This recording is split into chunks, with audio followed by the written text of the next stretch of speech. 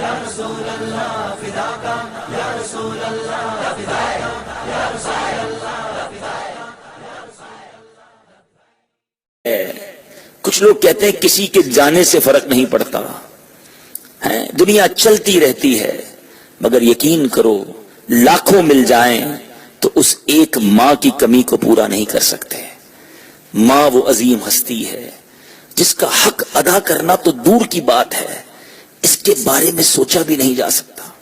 ایک بار ایک صحابی رسول نے بارگاہ رسالت صلی اللہ تعالی علیہ وسلم میں عرض کی کہ ایک راہ میں ایسے گرم پتھر تھے کہ اگر گوشت کا ٹکڑا ان پر ڈالا جاتا تو کباب بن جاتا۔ میں اپنی ماں کو گردن پر سوار کر کے 6 میل تقریباً یہ 9.5 کلومیٹر بنتا ہے، ایگزیکٹلی 9.65 کلومیٹر بنتا ہے۔ وہ کہتے ہیں میں 6 میل ایسے گرم راستے پر، اتنے مشکل راستے پر اپنی ماں کو کاندھے پر بٹھا کر لے گیا ہوں۔ کیا میں نے اپنی ماں کا حق ادا کر دیا؟ اپنی ماں کے حقوق سے فارغ ہو گیا ہوں؟ اے وہ لوگوں جو ماں باپ سے کہتے ہو اب اور کیا دوں آپ کو، گھر تو دلا دیا نا، ماہانہ پیسے تو بھیج دیتا ہوں، ارے آپ کو کھانے بھی دے دیتا ہوں، جب چاہیے ہوتا ہے کپڑا بھی دے دیتا ہوں، اور میں آپ کے لیے کیا کروں؟ نبی پاک کا جواب سنیے گا۔ صحابی رسول کہتے ہیں حضور اتنا گرم راستہ تھا، گوشت کا ٹکڑا ڈالتے تو ٹکڑا کباب ہو جاتا۔ 6 میل تک ماں کو کاندھے پہ اٹھایا اور چلتا رہا۔ کیا حق ادا ہو گیا؟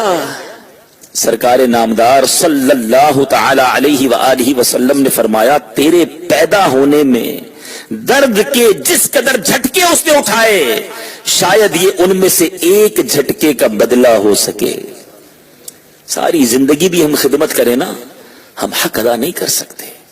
اے میرے میٹھے اسلامی بھائیوں، خوش نصیب ہیں وہ لوگ جن کی ماں زندہ ہے، خوش نصیب ہیں وہ لوگ جن کو دعائیں دینے والا یہ سایہ زندہ ہے، خوش نصیب ہیں وہ لوگ جن کی ماں ان سے راضی ہے۔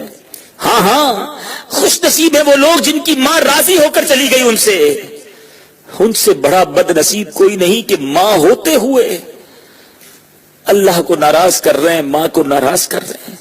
ان سے بڑا بد نصیب کوئی نہیں کہ ماں ہے پھر بھی خدمت نہیں کر رہے۔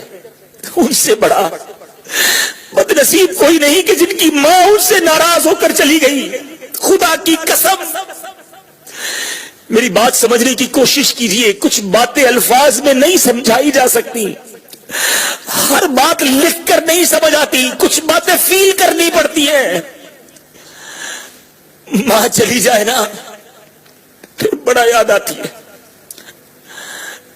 پھر چین نہیں آتا۔ کون ہے کہ جس کی گود میں جا کے بیٹا سر رکھے؟ اب کون ہے جس کے کاندھوں پر سر رکھ کے آنسو بہا لے؟ اب کون ہے؟